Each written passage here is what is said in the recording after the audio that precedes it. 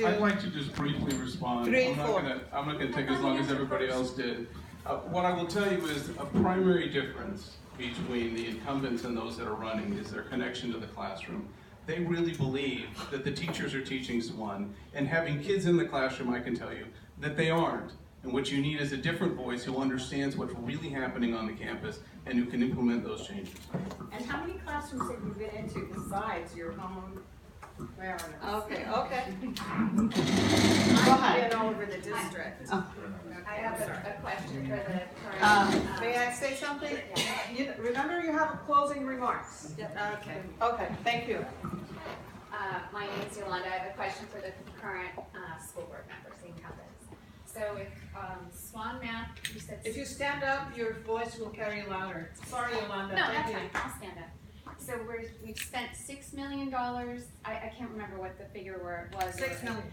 So I guess my question is, how much more money are we going to spend on a methodology, and at what point, are there any parameters, like how long are we gonna do this for until we see what? Are our math scores gonna go up?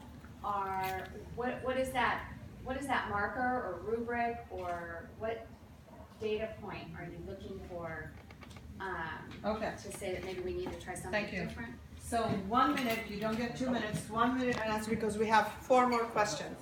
Oh, then. You have this portable mic. Currently, One second. currently the board has approved the teachers, we asked the principals to go closer to Mark. Okay, closer Mark. Right now, we have SWAN in the classrooms at this point in time. But we are going through the math adoption. So as we go through the math adoption with the 70 classrooms, and they'll be piloting 2 programs, the math will continue to be SWAN. We also asked, so we've allotted up to $250,000 in teacher training and staff development. We did go back, we asked our principals to go back and ask or request how many professional development days they were, how each school, each teacher in the district was asked whether they needed a professional development day or a trainer or a coach, and those numbers were calculated, they came back. We have 5 schools that elected not to have any training. We have schools ranging in 1 day of training all the way up, and so there's a total of 55 training days, which is significantly less than $250,000. And after this year, we will be expending about, I don't know how much a math, we've got a math teacher back in the back. Thank you. 1 minute. At what time do we cut our losses and say, let's start fresh, right?